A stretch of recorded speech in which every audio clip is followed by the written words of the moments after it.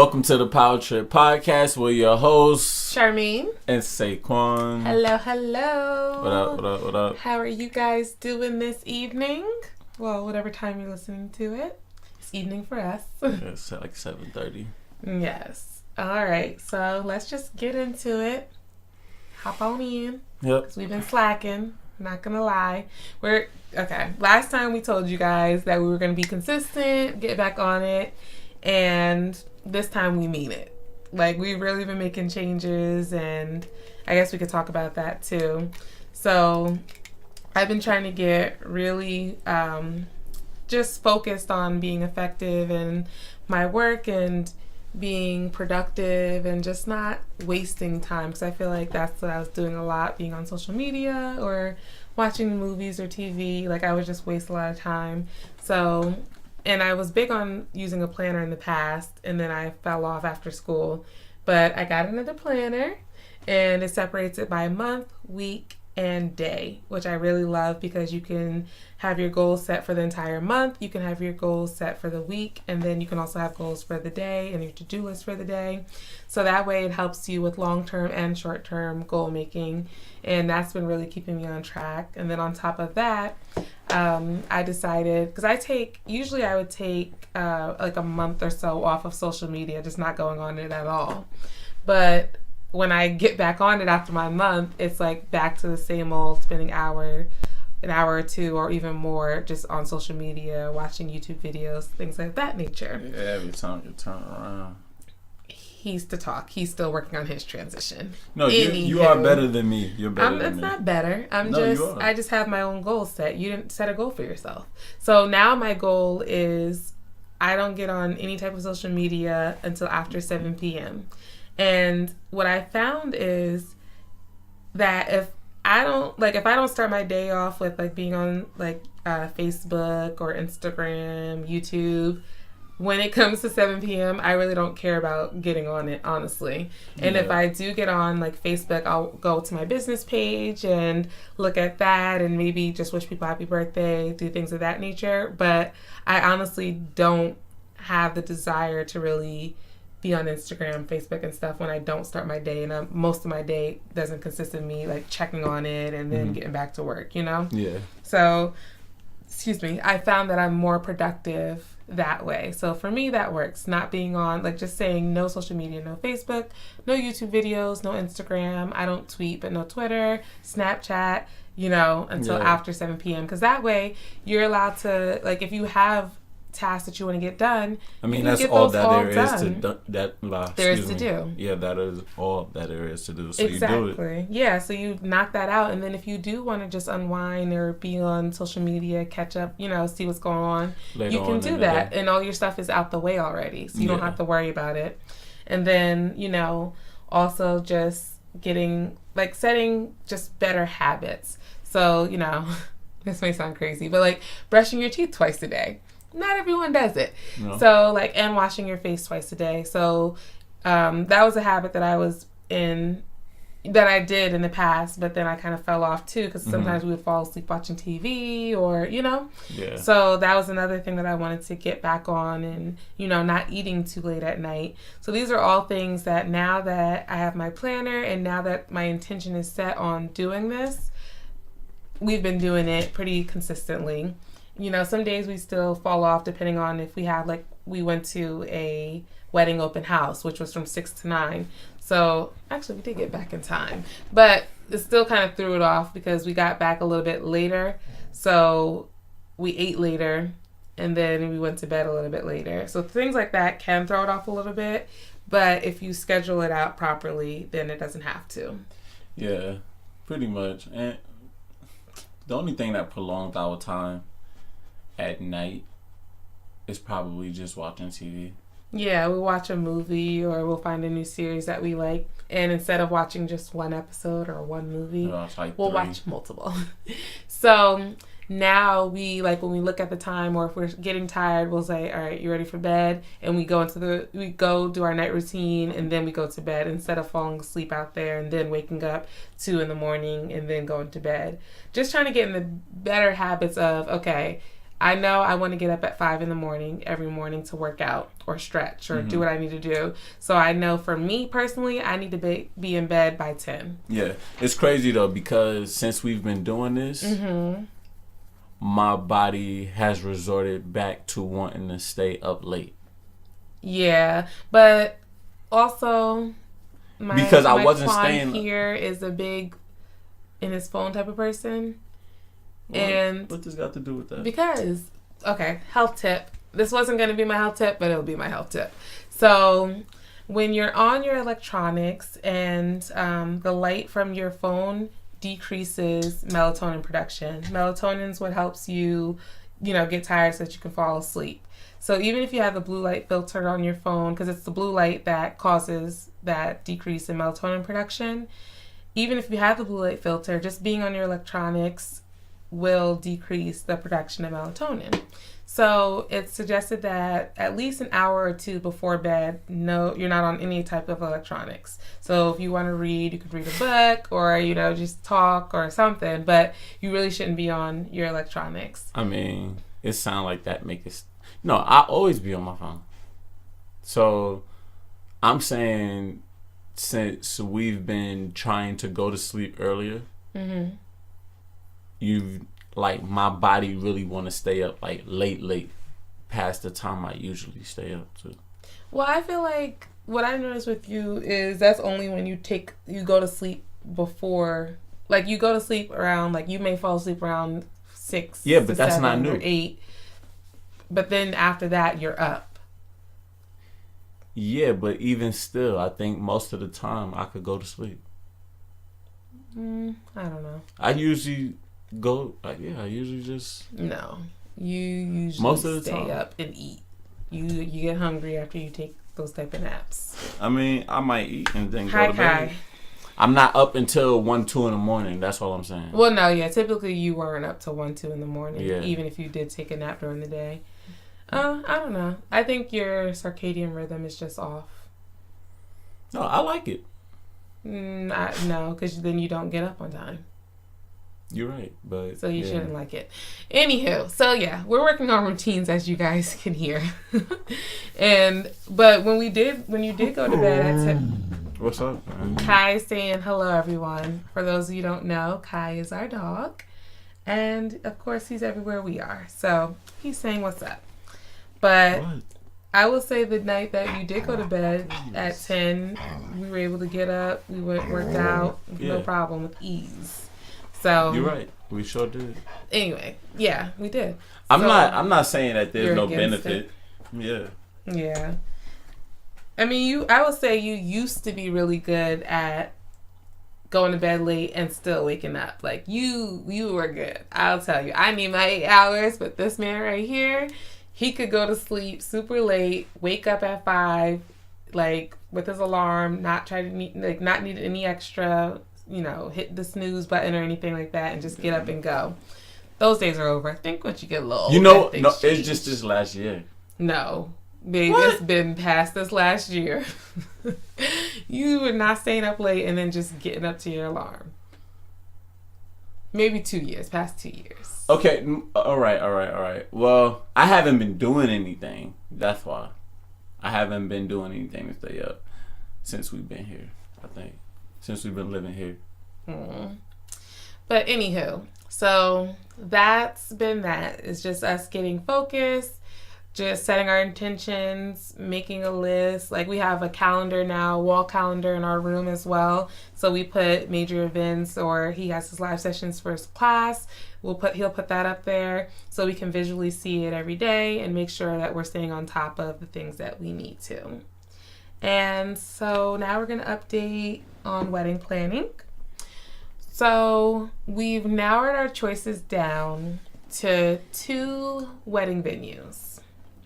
So our number 1 pick is a castle, and it's gorgeous. And when we went into the open house, you wasn't gonna say the name? No. Why? Not until we choose. Not until we choose what? Which one we're gonna secure? I guess it doesn't matter. Right. Okay, simmer down. I'm just saying, Anyway, at least people can see. But go ahead. Okay, so the first choice is the Ashley Castle. So that one, like when we went to the open house, it was just everything. Typically, when we go see different venues, it'd be like the reception area was too dark or too small, or the ceremony area was just in a weird space, or it just didn't feel like it just didn't have that feel that we were looking for. Yeah. This venue, everything was perfect. Even the groom suite was a good enough size for him. It was like basically the size of the bridal suite. I think what I could probably say it was the best one.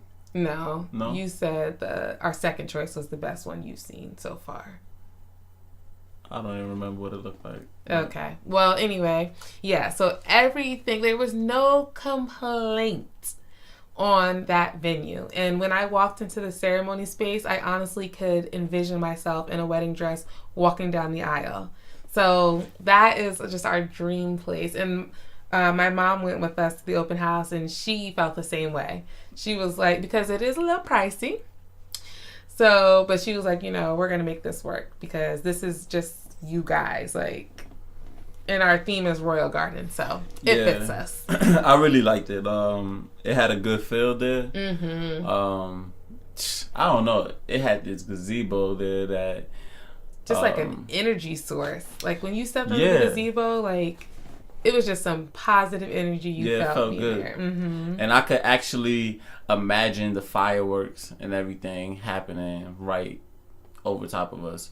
So that was pretty cool. And shoot, for that place to up your mom budget, I know that it had a good feel. It was something about it. Yeah, it was just it was special. I will honestly say it was special. And the nice thing about that location is it has hotels that are literally like 2 minutes away, and they offer free shuttles to guests from the venue to the hotel, which is a plus. Yeah. Especially if people are drinking or, not everybody rented a car, and some people may want to go home earlier in the night than others. Excuse me. They're able to without, having to inconvenience anyone else. So that place was just gorgeous. It was everything. It was just a little pricey, and we're still trying to solidify our guest count because both of our moms have people that they're going to be adding to the guest list. So our guest list currently is about 125 people. So we're trying to see how many people that they're going to put on the guest list that we don't already have to see, what the final count would be. And granted, not everyone that you invite comes, but we just wanted kind of a good idea on how many invites we're sending out. Yeah, we expecting like another 100, We are not. Well, no, from their list. I mean, not another 100. I mean, maybe I'm at least 50. Yeah, 50 to 75. Yeah, and then we might have to do some sorting, but yeah, because then another thing is with wedding planning and having your guest list, you have the people like on the, and I don't want to say A and B list, but that's kind of what it is. So the people that you definitely are inviting, your close family, close friends, and then you have people on the B list that are people that you're close with, you care for, but they're kind of like twice removed cousin or something. They're not as close to the family, and they wouldn't be as hurt if they weren't invited, and you wouldn't be I don't want to say you wouldn't be as hurt if they didn't come, but I think they'd be more understanding if they didn't get invited. Yeah, but hey, if you're wondering if you're on the B list, right? If you come to the wedding, just automatically assume you're on the A list.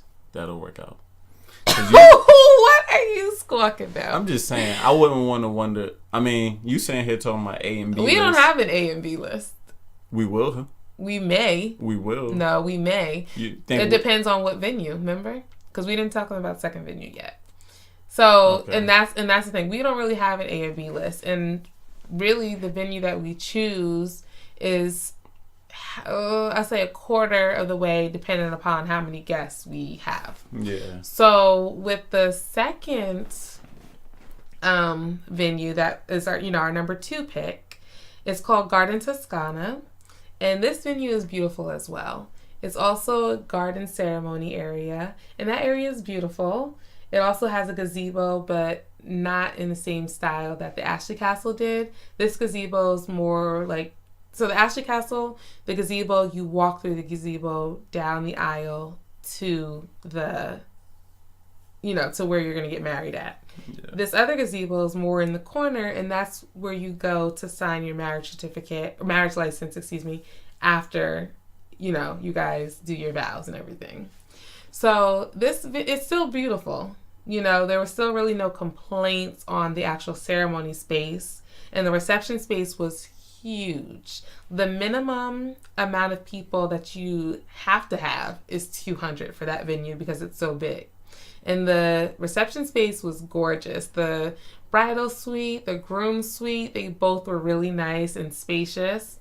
And everything that they offered for the 200 guests, because they're both all-inclusive venues, so they come with like decorations, the linens, they come with flowers, the centerpieces, DJ, those things. Garden Tuscana came with a little bit more. It also came with photography for 7 hours and your uplighting, and then it just had more included, and it was still cheaper than the Ashley Castle. Sparklers. But you had to pay a little extra for that, but still, no. Oh. But still, it was still cheaper than the Ashley Castle. Yeah. So the only downside to Garden Tuscana is that the area that it's located in. Yeah, it's not the hottest. Well, for one, I'm not gonna lie. I obviously, when we talked in past episode, I did not think we would be getting married in Mesa. Especially in Arizona? Mesa. You didn't say Mesa in the other episode. No, I'm saying, no. Yeah, I know. We expected a destination wedding. Mm-hmm. That's what I'm saying. I didn't say that. But, yeah, especially that area. The area right there, it just kind of seemed a little bit run down to me. Yeah, that's fair. I mean, the thing for me, because I don't really care about necessarily the area to the, that weighs kind of like maybe 65% to me, just because the venue itself, like when you're there, you're not thinking about what's going on around you or what's outside. But the only thing is the hotel options around that venue are slim to none for where we would stay. They have motel or where we want our family to stay. So they have a lot of motels. They do have a few hotels that are like 8, 10, 15 minutes away that are about 3 stars. So that's, that's comfortable, and that would be fine for our families to stay in. But close to that area, there's really not a lot going on, and it isn't the best neighborhood. I don't think, cars would be broken into or anything during the ceremony. I don't think it's that bad. But that's the downfall to that location, is its location. Yeah. So, I don't know. They're both beautiful venues. Definitely Ashley Castle's our number one because it just had literally everything, and we really had no complaints. But we also just want to take in consideration price, and we don't want to, because we're going to help pay. My mom's helping pay. His mom is helping with certain things. So we don't want to go like with a rehearsal dinner, the cake. Yeah, that's true.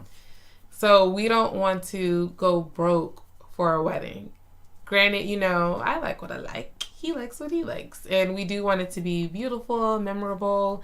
And, there's still a lot of add-on things, too, that we want, like the photo booth, videographer, photographer.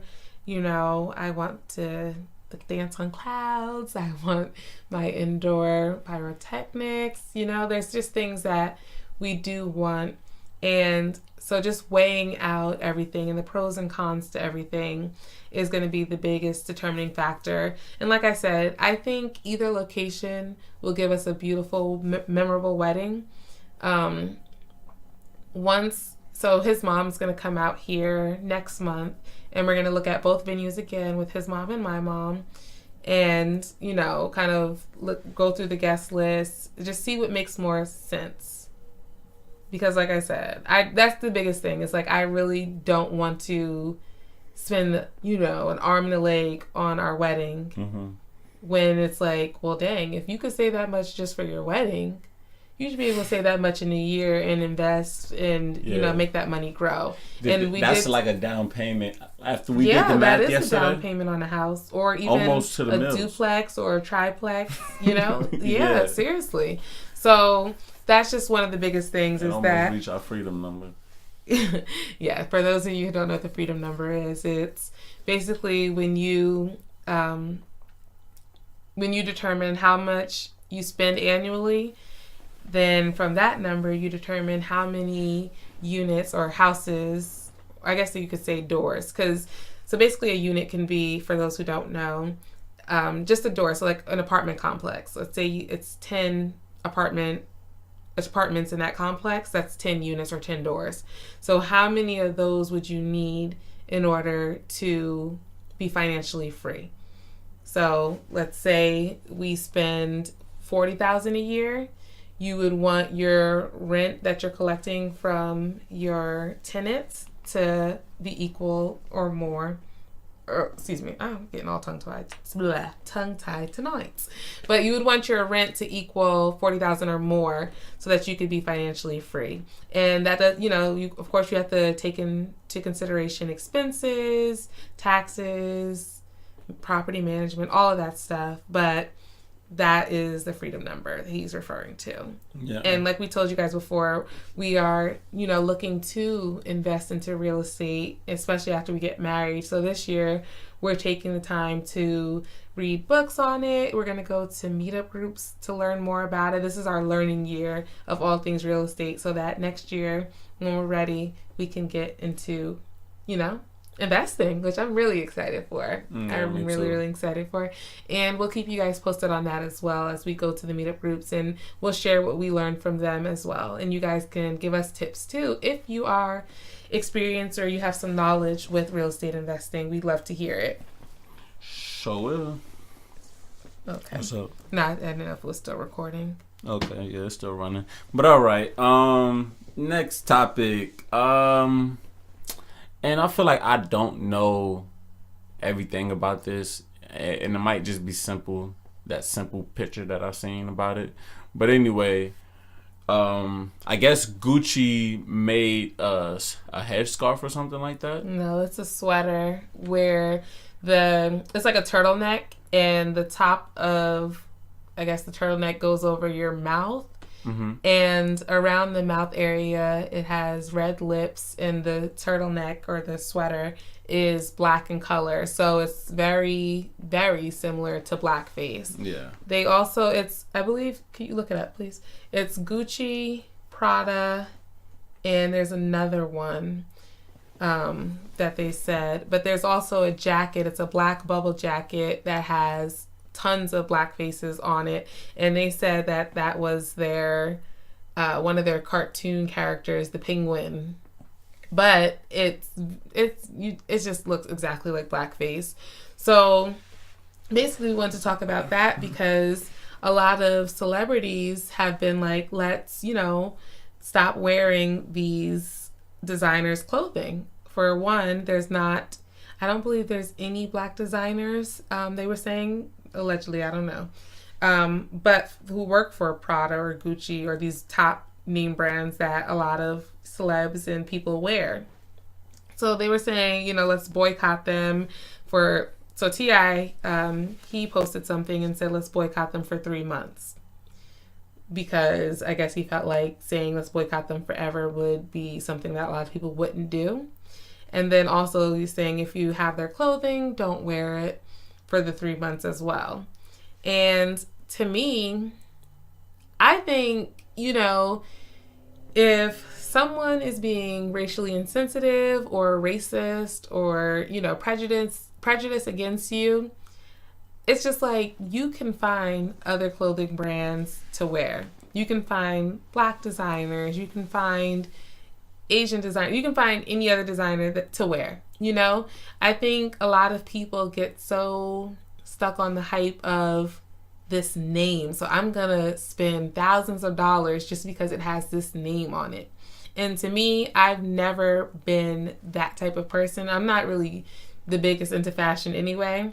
You know, once I get myself together, I'll probably even get a image consultant, just because I know how I would like to dress, but I really don't like shopping. Like, I will go into the store, I'll pick out a whole bunch of things, and then I'll put them back. Like, I really don't like shopping at all. Everything back. And I especially dislike shopping with, like, at like Ross or Marshall or places where it's just clothes everywhere. Like, I like to see things like on a mannequin so I can see what it looks like and then go from there. Yeah, but I don't know if it's not liking shopping after you get everything and put it back. I don't know what that's about. I don't know either. But we haven't really been shopping like that in a long time. So I haven't done that in a long time. What did you want me to look up this one? Oh, no, not that. I was trying to show you. Oh, well, I was trying to figure out, because that's Gucci, but it was other brands too that were connected to it all, or that were also doing it. But needless to say, it's okay, you don't have to look it up. Needless to say, I do think that we can support other brands, because especially the entertainment industry, they set a lot of the trends. They, you know, of course you have Fashion Week in Paris and things like that where they get some of the trends from. But when these celebrities wear certain items, a lot of their fans and people who support them want to have what they have. So they go out and buy it. So I think if we started supporting, whether it be Black designers, and, you know, there's high fashion Black designers that we could support and just wear their clothing, or get custom clothing. You know, like, I just think there's other ways instead of making it That's seem who they like, steal it from already, probably. Yeah, I don't know. Probably. Allegedly. But honestly, I just don't think that because it has this name that it should really have that much worth. But I guess that's how they make their value, because people are spending thousands of dollars on a shirt or a pair of pants or sneakers, or, you know. So I understand that's how, you know, I guess value is made. But do you think more of us spend money on that than anybody else? Yeah. You think so? Well, probably Gucci is like maybe a certain one. I don't know, because I would say, I feel like, you know, there's a lot of Caucasian people who have money who do enjoy name brands as well, and they probably buy it at excess. Yeah, I think that with our culture, Black people, that as a culture, we're more flashy about the name brands and things that we have. Yeah, and it's when something's in style. Yeah, I think because, you know, a lot of trends are set through Black culture. And so when it becomes big and people talk about it, people like to show that, oh, I have this too. Yeah. So, you know, I think we may flash it more, but I do think, you know, I don't know if I would have to look that up though. That's a good question to see how much of our dollar is going into that. Yeah. But yeah, I just feel like, you know, since you are spending money, spend it on some Black designers, like, you know. Yeah, pretty much. And I mean, should at least spend it on something American. I mean, that's here, you know, you can at least do that. Yeah. So. Yeah. And I'm sure, like, because I was thinking, even if, let's say you say, oh, well, I don't like what they're designing, or I like this, I like that. You can get things custom made. And I'm sure the price that you're paying for Prada, Gucci, YSL, and all those other brands, you could get something custom made. And, you know, people could be asking you, oh, where'd you get that from? Yeah, that, or I don't do it, but I mean, I just thought about it. But style yourself. Like, be unique. You don't have to follow everybody. You don't even have to wear what everybody wearing. You could you know how many designers out here that actually make one-of-ones? Like, there was an interview on the Breakfast Club. yeah. And I forgot the lady's name. DJ something. I forgot her name. But they were like kind of laughing at her jacket. Was it? She was wearing? And they're like, where'd you get it from? And she said she got it from some designer. She's like, yeah, it's a one of one. So, I paid a good amount for it. But, it's just things like that. And I think those type of things do up the value. Because even that jacket, like, most people may have not spent that money on it because they may have not found it something that looked nice. But to hear that there's only one of this jacket, no one else is going to have it, it's an exclusive, that ups the value and people are going to want to buy it. Trend. Right, yeah. And it's going to get people talking. And that's really what I don't know. People love attention, so. Yeah, not saying that's why she did it, but just in general, when you have something that's unique and that's going to get people talking, more people are going to be interested in it, then they're going to look it up and try to find out how they can get it as well. Yeah. It's a cycle. Yeah. But yeah, so needless to say, this is how my mindset is too. I don't want to be around anybody who doesn't want to be around me. Now, granted, if I'm going to like a public place and I get invited somewhere by a friend and there's someone there who I may not, who doesn't like me, I'm not going to not go because you're there. But if it's your event and you're like, oh, I guess I'll invite her. I really don't want to, but because she knows so-and-so. Like, I'm not going. Like, I don't want to be around anyone who does, yeah. And same thing. If you don't like me because of the color of my skin or whatever your reason of not liking me is, I'm not about to buy your clothes because you're popular. No. So I just think we should just stick to your morals and values and have some integrity and not just be like, oh, because it's popular, I'm going to still buy it. Or because I bought this in the past, I'm going to still wear it. Because there's a lot of things that you buy, and I bet okay, I act like I'm talking to somebody, but I'm sure there's a lot of things that people buy, and if someone was to make fun of them for it or it went out of style, they'd stop wearing it or they would donate it. I was just about to say, nobody's wearing Evisu jeans no more. Who? Evisu. I don't even. Diesel? No. E-Diesel? Yeah, I don't know what those are. But yeah, so people donate and give away things, throw out things all the time. So just to say, oh, I paid my money for it, so I'm going to keep wearing it. Like, that's just a cop-out, in my opinion. Yeah. But yeah. So let us know what you guys think about that. Do you buy their story that it was just the cartoon? Oh, okay, I do remember those pants. He showed me the pants. Anyway, but do you believe the cop-out that it was just their little penguin character and it wasn't really blackface? Because I don't know. Well, the guy said he wasn't aware. The guy from Gucci said he wasn't aware that I guess it was offensive. Like what I guess the design. Let me go back to it so I'm not putting words in anyone's mouth. But yeah, let us know what you guys think at the Power Trip Podcast on Instagram. You can also find us on YouTube. Can't find it now. Okay. Well, regardless, let us know what you think. Do you think it was intentionally done? Do you think that they're really that ignorant and didn't know? Leave your thoughts below. All right. So next, we want to talk about 21 Savage. For those of you who don't know, 21 Savage is a rapper. And for a long time, everyone thought he was born and raised in Atlanta. But recently, he was detained by ICE for not having his visa. I guess his visa expired. Yeah. So from what I've heard, read, he was from London, right? Mm-hmm. And brought into the U.S. at age 12. So from 12 years old to now, and I believe he's in his 20s, he lived in the U.S. and he lived in Atlanta.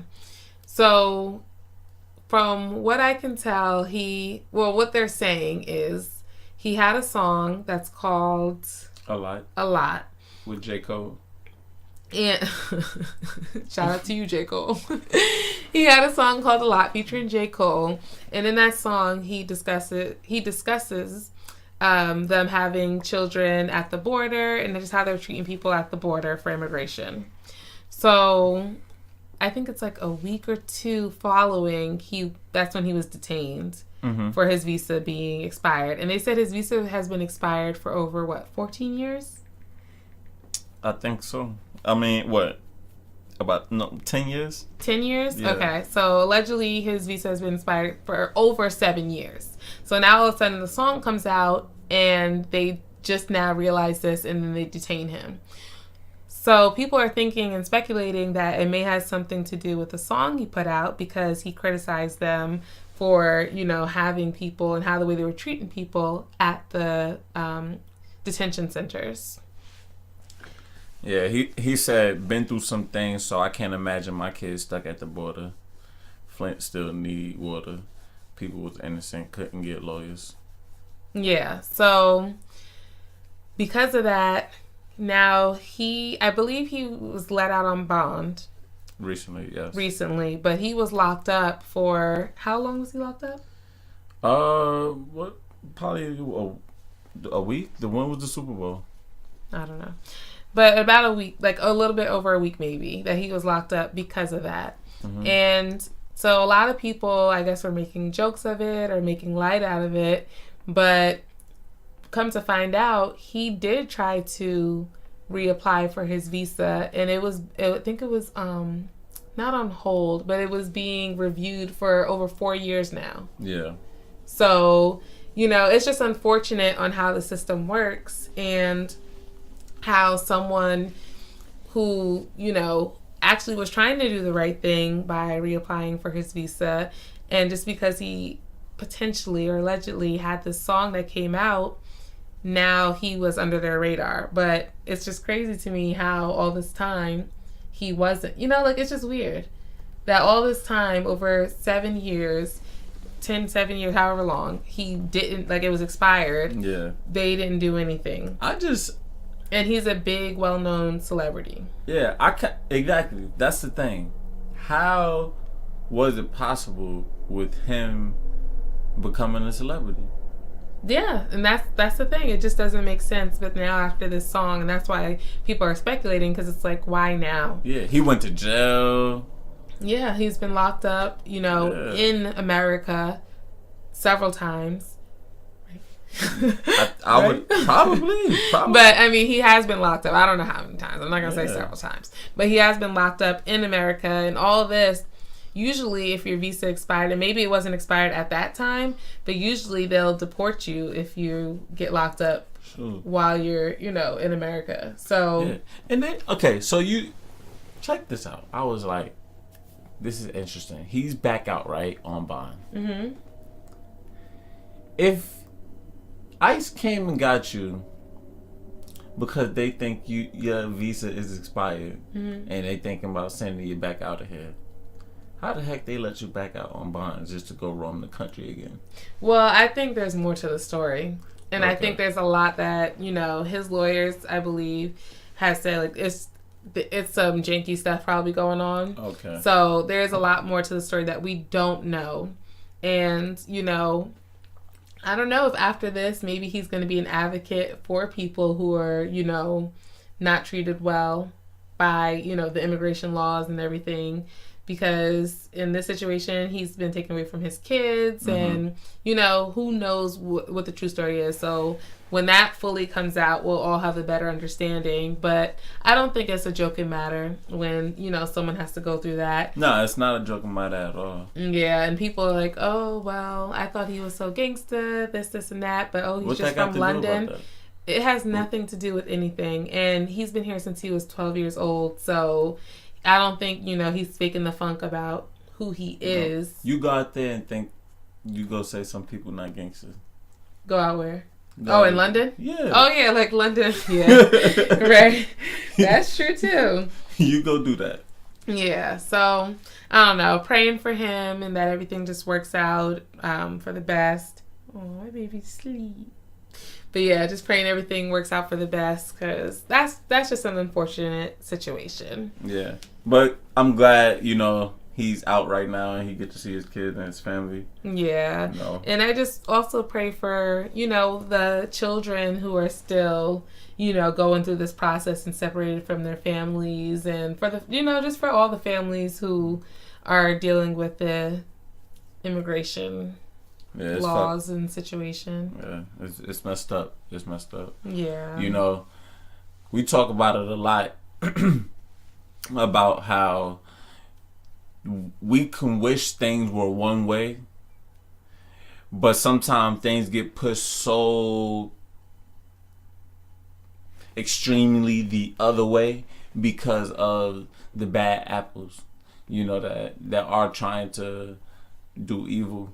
Right. Yeah. Because I like what you're saying is like terrorists and people who are actually have bad intentions and who want to do harm. It's like you do want to be protected from those people, but then you have people who are honestly trying to leave a bad situation to get into a better situation, and they feel like this is their only hope, and then they end up in a bad situation, in a bad predicament. I mean, you saying it, I guess I'm just kind of repeating it, but it just sucked, when things like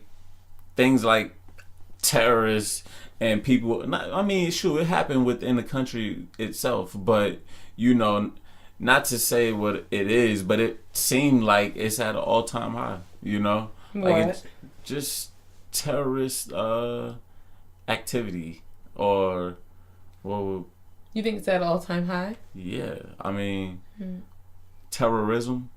Yes, I do. People shooting up places all the time. That's terrorism. You don't have to be from out of the country for it to be terrorism. I think.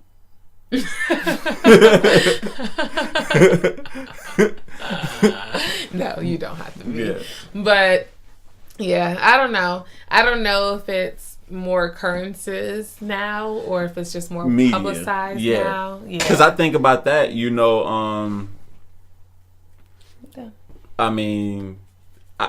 I don't think we would have been hearing about what's going on in Wichita, Kansas when we was in elementary school. I'm serious. Huh? Oh, like with the elementary school shooting? No, when we were... No, I don't even know what that was. I'm just saying. Wichita, Kansas, I don't even know if that's a real place. But, or let's say Mesa. Where we were, I don't think we would have heard about something going on in Mesa.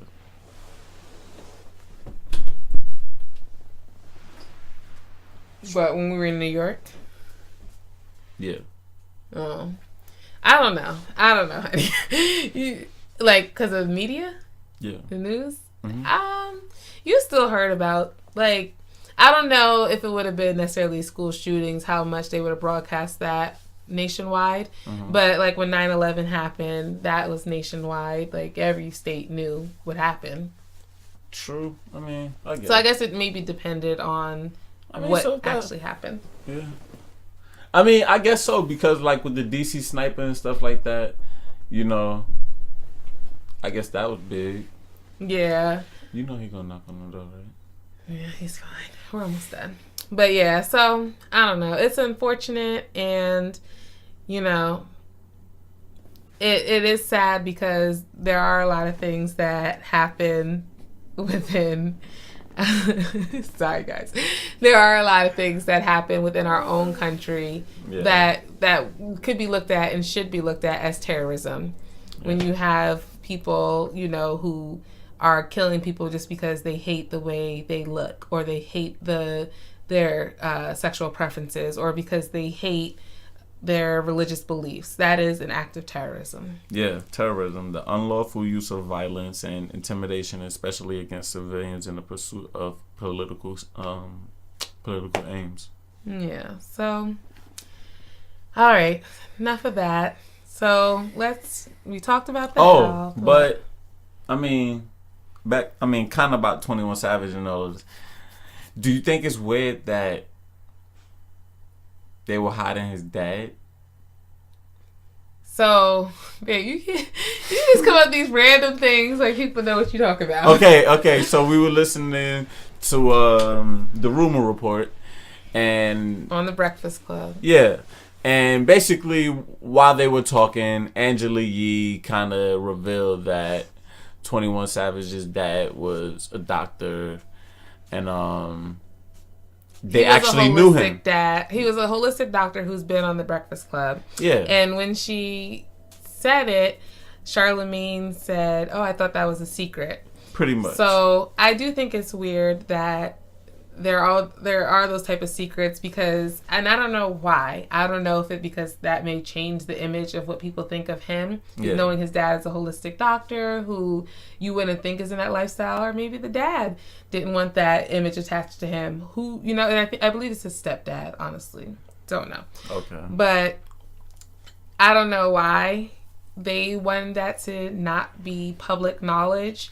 But I do think it is weird that that was a secret in the industry. But, honestly, the entertainment industry, there is so much that goes down that we would never know. Yeah. So nothing really, things shock me, but I just don't hold, when I hear something, it's like, okay, well, listen, I'm sure there's 10 times worse things going down or crazier things, going down that we don't know about. Yeah. It's just like when a lot of people didn't know Future was connected to Dungeon Family. I don't know what that is. Like Outkast and all of them. Oh. Yeah. But there's a lot of things that you just wouldn't know. And a lot of people, I believe, are connected to someone. Mm-hmm. Like, a lot of people in the industry, they either have family in the industry, they know people in the industry. Yeah. It's a whole big game, honestly. But, anyway, Breakfast Club gets us going. So, anyway, we was watching Lil Duval on Breakfast Club, too. And, I guess, what you laughing at? Breakfast Club gets us going. Yeah, What you mean it gets us going? It keeps us going. We talk about a lot of stuff from Breakfast Club. We enjoy watching the Breakfast Club. Yes. It gets going. No, it doesn't get me going. It does. It doesn't. Uh-huh. I don't start my day. That's it. Oh, okay. She like being so literal when she want to. But anyway, Lil Duval, what they mentioned, child trafficking, how it happened? Guys, please bear with us this podcast. We are you throw me all off. We're a little out of it, I guess. But so there was an episode. There was an interview with Lil Duval on The Breakfast Club, and they were asking him about R. Kelly, and he was saying that that's not his biggest concern with his daughter. His biggest concern is sex trafficking, because it is just so rampant, especially in Georgia where he lives. So we watched this documentary called Trafficking, and and it was about basically how they were trying to shut down Backpage, because on Backpage, that's where a lot of trafficking was happening, and it was just so crazy to watch how so many people tried to, do lawsuits against Backpage, and Backpage kept winning. Hundreds of lawsuits against them, they kept winning. But what it really brought to light was just sex trafficking and how bad that really is. And even recently with the Super Bowl, there was, I believe, 169 I don't or 69. know how many, but it was a big number. Over 50 people were arrested due to sex trafficking. Yeah. And I believe 9 of them were actual people who were selling the individuals for sex trafficking. And then the other, however many, over 50, were the people who were actually trying to purchase. So that is scary when you think about it. And when we were watching the documentary, it's 14 and 15-year-old girls who were walking home from school, and someone approaches them and talks to them, and they end up getting in the car, and they end up drugging these girls. They're on heroin and cocaine so that they're drugged, and then they just sell them. And they're 14 and 15. They're so young. And luckily, all of the girls on the show were able to, you know, be found and brought home. But even after they were brought home, one of them kept going back like 2 or 3 times because she was addicted to the drugs and she was going back so she can get the pills. Yeah. So it's sickening. It's really sickening, especially like after, you know, our last podcast, we discussed R. Kelly and everything going around with that. But it's like, that's probably what he's doing too. Mm-hmm. He's probably a part of that. And it's like a community of older men preying on young, innocent girls. Yeah, and it's crazy. It's so sad. And I don't know. It just like, you think about like when you have a child, you know, we don't have kids yet, but we of course want to have some. And you just think about like, man, you can do everything in your power to try to keep your kids safe and teach them the right way. And you just can't control everything that goes on around them. So think of this. Do you think that for the kids that exactly what happened, like you said, someone talking to them while they on their way home from school and they getting in the car with somebody, right? Mm-hmm. Do you think those parents taught them not to do that? I don't know if they necessarily taught them that, because sometimes maybe as a parent you don't think that you would have to. You don't think someone's gonna come up to your child and in their car talking to them and tell them to come get in the car. So you may not think of that, you know, situation to teach them that. But I do remember, like, even with like Halloween candy and things like that, where they would tell kids, if a stranger comes to you with a van or a car offering you candy, don't take it, keep going, or run. Because remember, they were like poisoning or drugging these candies, and they were also kidnapping kids. So I don't know if that was something that maybe the parents thought to say, oh, well, you know, honey, if someone comes up to you, like, I don't know, but maybe you always have to teach stranger danger. Yeah, okay, that's what I was about to say. So were you taught about not messing with strangers and stuff like that? Yeah, I was taught you go. Because to me, that's regular. Like, yeah, but then again, you have these girls who are 14 and 15, and some of them willingly and willfully go because they think they're doing something. They're trying to be grown, and I'm not blaming these young girls because can't blame them? Because they're still young. They're immature. There's things that I would do at 14, 15 that I would never do now. You know what though? But the only thing about it is this.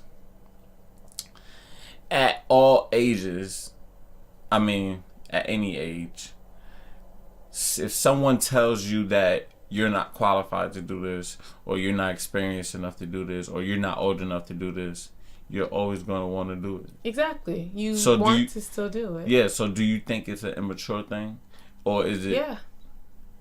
So even at 40-something, No, because that may give you your boost to change your... Like what? I need an example. If somebody say, oh, well, you're not experienced enough to have this job, you going to do everything in your willpower to do what you got to do to get a job. To me, that's a little different. That's like someone saying, you're too young to drink alcohol, but you see all the adults drinking alcohol, so you want to try it. Rather than saying, this is a job I really want, and someone saying I'm inexperienced, so I'm going to work my hardest to get it. It's a little different. It's like, I don't know. It's still your desire, though. It's still your desire, but like someone telling you you're not qualified to get this job is not saying that for your best interest. Someone saying don't talk to strangers or don't drink alcohol or smoke or weed or do drugs or something while you're at a young age is looking out for your best interest because you're still growing and developing, and you know that's not good for your body. I mean, so what type of, like, at what mental capacity are these females, you know what I'm saying, that's not picking up on that? I don't necessarily think it's necessarily like an even age, because you have grown women who are still immature. No, that's what I'm saying. A mental capacity. Like, what is it where someone is not mature enough to say, I don't get in the car with this person that just pulled up here and just talking to me. You get what I'm saying? It may not even be fully, I don't know. Because I don't feel like I was ever at that point. Well, Never say never. You never know. Like, I mean, honestly, I would have to ask my mom easy. if I did some crazy stuff. It's so easy to say we wouldn't do something at that age when you've never been in that position. Because you don't know what these people say. Like, people groom these kids and stuff. Like, they know what to say to kind of trick somebody or talk somebody into making something sound good so that they would want to do it. But I also think that sometimes it is a lack of self-love or self-esteem or confidence, or let's say that it's a pretty girl, but the people in her school, they don't view her as beautiful and they don't want to talk to her. So she gets attention from an older gentleman or someone showing her attention, and she likes that attention. So she just goes and follows that, you know? Yeah. So I think that may also play a role in it. So it may not fully be maturity all the way, but I do think that it's just different elements that could make somebody do that. And, you know, especially 14, 15. I don't know, because, you know, a lot of parents say, like, when they're like, oh, yeah, we're so close with my children. And then once they hit the teenage years, that's when a lot of arguments happen. That's when a lot of, like, defiance happens because they start testing you and, you know. So I don't know. Maybe it's the hormonal changes that are going on at that age. But, you know, that's why I said I don't really blame the kids all the way, because they are still, you know, children, teenagers, preteens. Like, they don't have that wisdom that someone older who's been through more, you know, experienced more has. And I also don't blame the parents all the way. Like, some parents, I do feel like, give their children too much freedom. Yeah. Some parents just want to be their kids' friends. They want that good relationship, and they think that their kids are being honest with them, and there's no boundaries, and the kids have, like, too much freedom, in my opinion, for their age. They're basically adults. Right. And to me, I feel like that's doing a disservice to your child, because now they're being introduced to things that they have no business being introduced to at a younger age, you know? And it's not saying don't introduce them to anything, but it's kind of like, not don't introduce them to anything, but don't give them the freedom. But you have to, like... It's a balance. Yeah, like, you have to, like, gradually let them have more and more as time goes on. Because, I mean... I believe it does change the mindset. But, you know, what I will say, too, is this. With some people, it works out for them. No, and that's the whole thing about it. Like, there is no rules to parenting. Yeah. You can do the same exact thing to two different children, and they can turn out completely different. Yeah. And that's another thing. Like, all kids... You know, every kid has their own personality. They're very, you know, you have to treat your children as individuals. And what you did for one child may not work for your other child. Yeah. And that's just the tough thing about it. It's like, you know, I always pray, like, when I become a mother, that I just do the best that I can for my child. And even doing the best that I can, things are still going to happen. Hopefully not to that extreme, but things are still going to happen where they're going to make mistakes. I'm going to make mistakes. Like, and that's just life. You just gotta see it through, cause I mean, like, what I'm getting at too is, cause I've seen, like, females and guys that's like, whether they fast or they skip class, they the class clown, they don't do their homework, they slow, whatever the case may be, right? I've seen them do that all the way through school, and then after, I don't even know how they do all of that and still graduate. Well, I mean, all of it is not intelligent stuff, but I've seen them do those things through middle school, high school, and then maybe a little part of their 18, 19 years, and then all of a sudden it's all done. Some even go to college and it's done. It's not there no more. I wonder if sometime with those people did living the life that they did live through middle school and high school, did it kind of just get them over some hump? You get what I'm saying? Yeah, I don't know. I don't know. That would be interesting to ask someone like that. What made you change, or what made you decide to, start taking school serious and life serious? Yeah, because they might. And sorry for cutting you off, but at times though, they take it more serious than a regular freshman in college would. You get what I'm saying? After all of the experiences that they've had. I don't know. I haven't noticed that. I haven't noticed like a class clown or someone who, wasn't serious about school turn around. I haven't seen it. So that's why I said it would be interesting though to hear their point of view. Was it, doing all that? Yeah. That eventually you realized that, it wasn't worth it, or was it something at home? Like what sparked that change in you? Yeah. And that class clown turning around is not saying he went to college and got a degree. His whole life is different. Like, he got a good job. You wherever the heck he work at, you have to be focused, and you have to be, mm-hmm. you have to have standard. You have to have guidelines and things like that. Yeah. And, another thing is, it could have just been an act for school. It could have been like, oh, okay, you're going to think I didn't do my homework, or you think I'm not studying, or think I don't do this because I act foolish here.